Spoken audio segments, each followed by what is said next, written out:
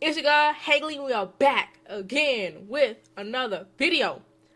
I just want to say thank you so much for your support, and comment down below what you guys want to see me play or react to next.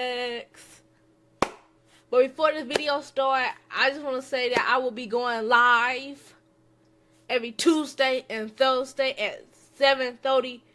So make sure y'all be there so y'all can see it happen. It'd be fun. It'd be exciting. I will make it fun because that's what I do. So yeah. Let's cue this video. So let's cue this video. For this video for today, I'll be reacting to Hello Neighbor 3 Devlog 2. So enough for us talking and moving around, and let's get to this video, guys.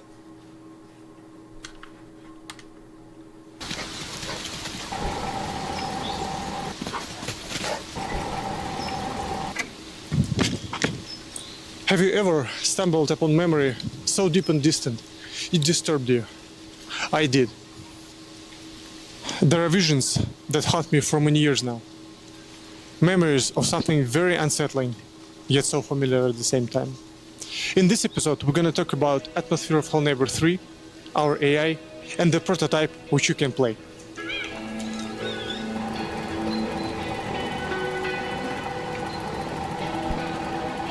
No offense, but that dog does not want to be there.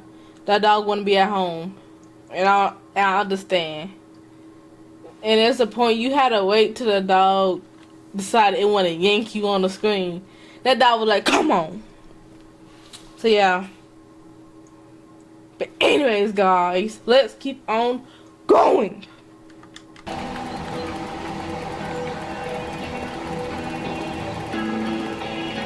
Cozy and eerie. That's how I describe Atmosphere of Helleigh Neighbor 3. While it sounds pretty straightforward, this concept is pretty deep rabbit hole.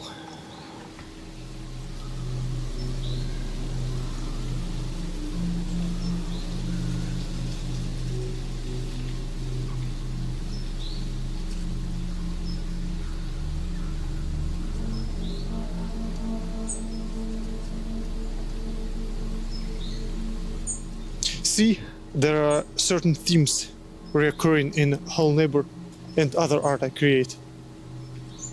Electric poles, transformers, crudely built structures, all that has nostalgic and dreamy atmosphere for a reason. Well, that's your dog. That's all I'm gonna say.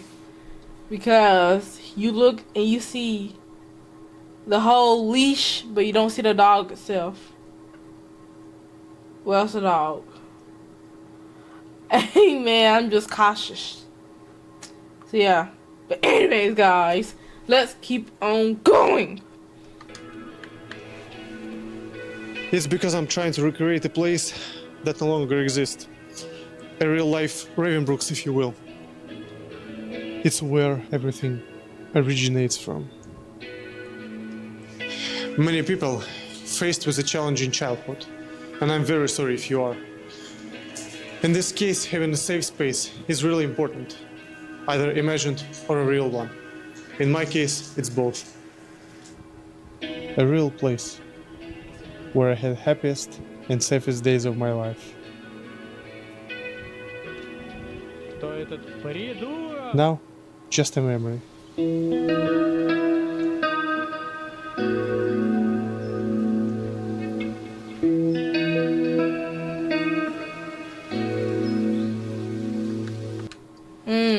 Deep. Deep is what I'm gonna say. Deep feelings. And yeah.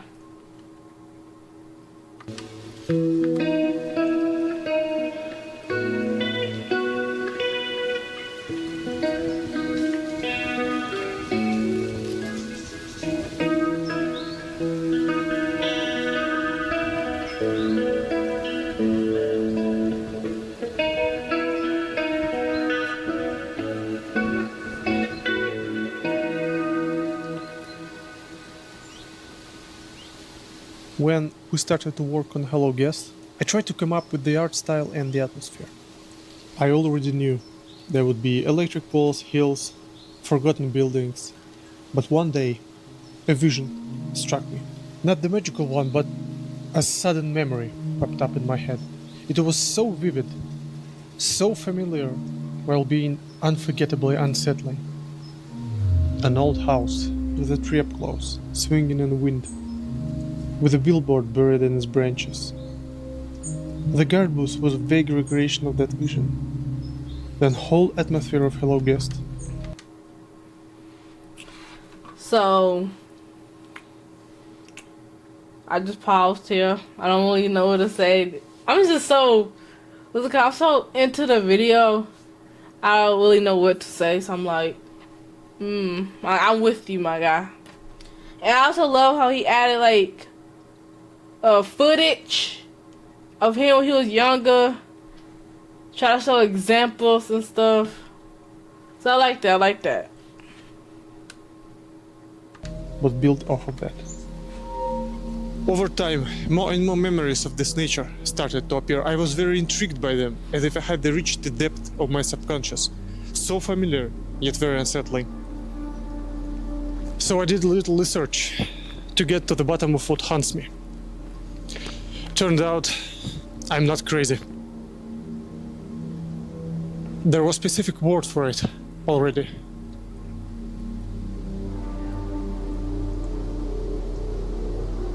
The uncanny is the psychological experience of an event. Uncanny. I about to say psycho, insane, lunatic. But uncanny is another word. So I ain't really like confused. But he can use uncanny too, so I'm not really like, yeah. But where's he going? I mean, I understand you going after your dog. But I don't think your dog leash is like that long. Because he was pulling you, or she. Hey, when the dog was pulling you into the screen, it looked not that long. But now, you're following it. It looks so long. It's wrapping around trees and stuff. So yeah, where is he going? And where is he at? That's like I say. Or thing that is unsettling in a way that feels oddly familiar rather than simply mysterious. This meaning was adopted from the work of Sigmund Freud and the German word unheimlich, which describes the concept of eerie familiarity, which literally translates as unhomely. As an infant, we see the world as a very surreal and mysterious place, since we have very little understanding of it.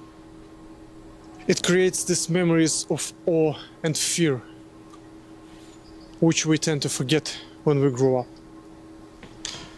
Not in my case, though.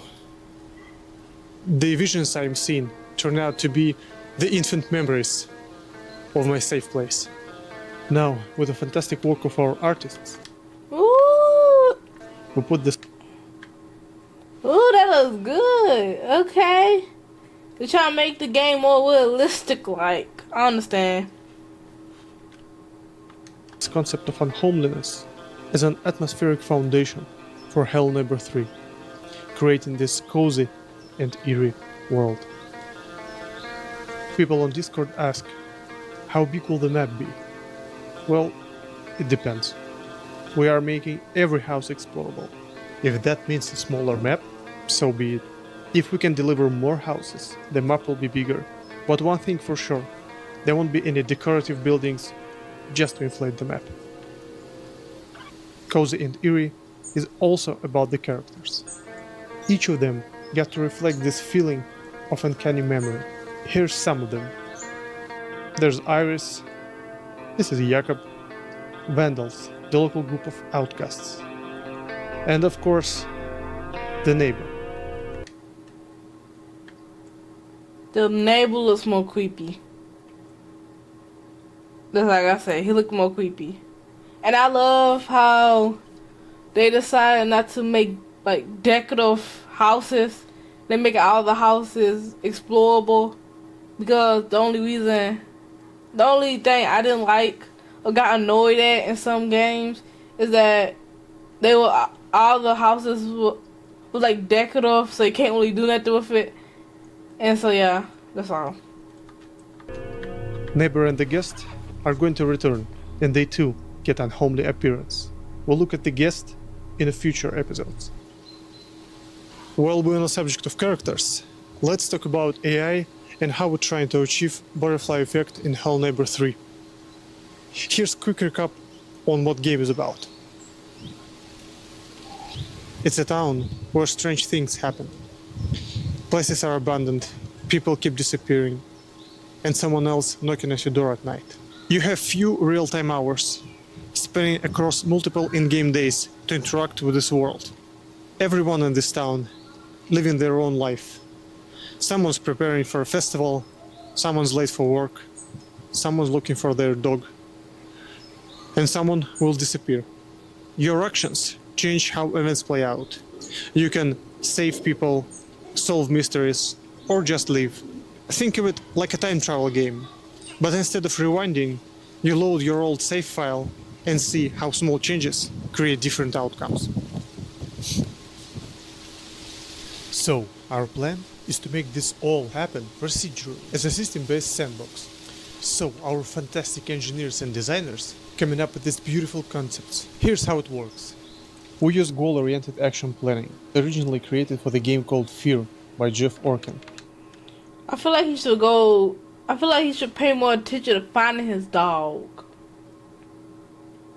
Here's how we use it. Something happens that gives an NPC goal to reach, like to eat if get hungry or hide if there's a threat. When goal is set, we start to walk backward to figure out how can it be achieved. Available actions depend on NPC's memory and abilities. Basically, what they know about the world and what they can do with it. Eat food. Can I do it? No. Food has to be equipped. Okay, do I have food in the inventory? Nope. I have to pick it up. Where can I pick it up? Let's check the memory. Now, having these two possibilities, we check both to get a...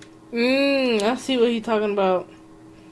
So if you're hungry, you gotta get food. Of course, you don't got food, you gotta go pick up food. And when you pick up food from the grocery store, gas station, whatever, and if you can't buy food, you gotta get money. You can't get money, you gotta get a job. I see what he's talking about now. Common sense. Cake. Got to get to the kitchen. To get a sandwich, got to get to the gas station. Now, all options are on the table. Cost for each action is calculated. In this case, eating a cake much cheaper. This NPC will do this. But what if character has multiple goals? Then goal with the highest weight will be picked. Initial weight is predetermined, but also modified by certain factors, like hungrier you are, more important to eat. Saving yourself is still more important though. Characters will constantly recalculate their goals and actions to check what's best to do. Here's an engine example. Character has a goal to interact with this object. Let's check our debug widget. We can see his parameters, goal he's trying to achieve, other goals with lower weight, like to eat, but there's no food on this empty map. There you can see two possible ways of achieving current goal. This one he picked, and this one discarded. As you can see, he has to walk to the car, drive it to the object, then interact with it. So he does exactly that.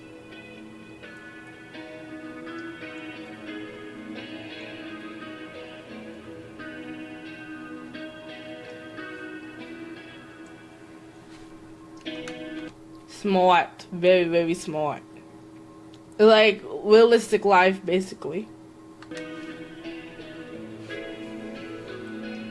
But if we place food here, it will unfold differently. Now, as he walks to the car, he sees food, which immediately makes a goal to decrease hunger a priority, as it's very cheap to take this food right now. Less hungry NPC, faster they move. With this movement speed, this distance is much cheaper on foot, as taking car requires an extra effort. Now, let's look at the interactions between characters. First part is personality traits. Each character has a combination of parameters that define their behavior when they meet others. Second one is relationships between characters. They can be enemies, strangers, or friends.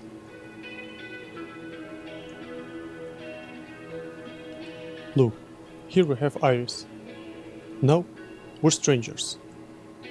She greets us on a neutral territory, but will attack us if she sees us in her home, because she's brave and also defender. This will change relationship status with the player. Why she running so fast? I'm sorry. Why she running so fast? Like, girl, calm down.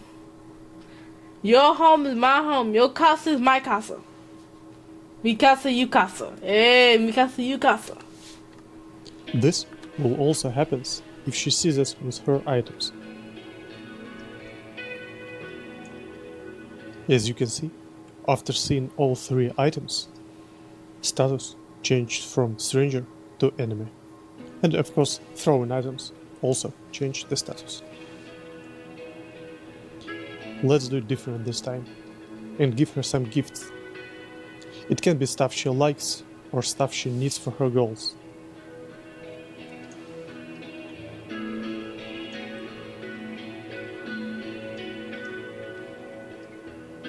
Nice. Now we're friends. And she won't attack us at her home. Due to multiple psychological profiles, characters react differently. Friendly ones won't attack enemies outside of their home, while others will. Look at this pesky vandal. Cowardly characters will run away or ask a friend for backup, like Jakob just did here. Real life, realistic life. Makes sense. Here's a funny example. Iris wants to protect Jakob so much that she escapes her testing chamber, while vandals are not so lucky with escaping. All this is our second prototype, which currently in development. While we're working on it, we want to share with you the one we already finished. This is our first prototype. Initially, it was an internal build. Now, we decided to share it with you, as it might be interesting to follow the progress of the development by playing it. It has basic implementation of action planning and general core loop, albeit in a very simple form. And it's also not easy, so if you'll beat it all by yourself, consider it an achievement. Visit our Discord and Steam page to get the prototype.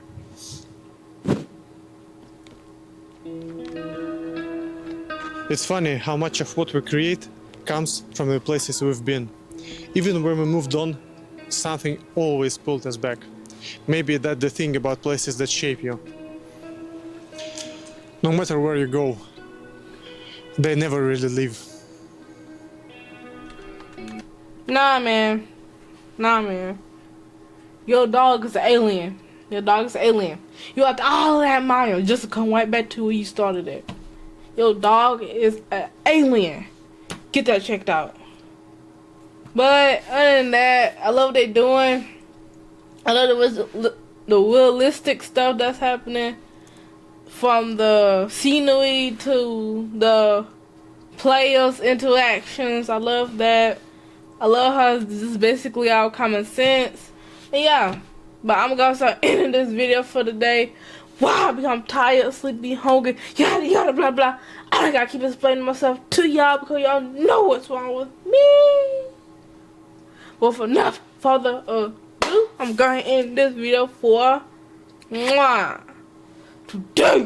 But this concludes our video for today. If y'all want to donate to my channel, you could donate by going to PayPal and Cash App because it's there. And while y'all at it, make sure y'all go and check out my videos, my live, my shorts, all that and all the above. Because why? Because just as good as this video. If not, you know it's even better. So make sure y'all go and do that. While y'all at it, make sure y'all go and join my membership. Why? Because it gives you access to see some stuff before everybody else. But that's all I'm gonna say. If y'all do want to know more, go join to see the rest. And while y'all at it, make sure y'all go and check out my store. Why? Because I'm dropping stuff 24/7. So y'all go and, check that out. And while y'all at it, make sure y'all go check out my Love collection. And, is that all? Yes, that's all. But anyways, guys, make sure y'all go subscribe to my channel. Hit that notification bell. Give the video a huge thumbs up. Pound and comment down below what you guys want to see me play or react to next.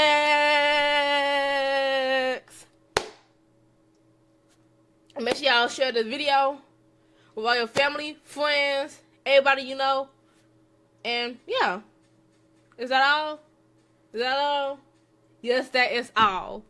But anyways, guys, bye. Love you all. Mwah, mwah, mwah, mwah.